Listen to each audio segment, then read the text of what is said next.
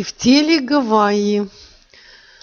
Нам понадобится мякоть курицы или индейки 800 граммов, 2 столовых ложки томатной пасты, 2 столовых ложки сметаны, пол-литра воды, смесь замороженная гавайская, 1 упаковка, соль, черный перец и куркума по вкусу.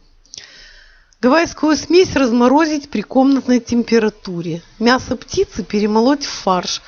Соединить фарш и смесь в одной посуде, добавить куркуму, соль и перец. Тщательно перемешать массу и сформировать тефтельки.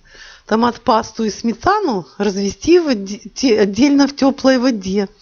Немного посолить, залить полученной смесью тефтели и запекать в жаропрочной посуде при умеренной температуре в духовке около 40 минут.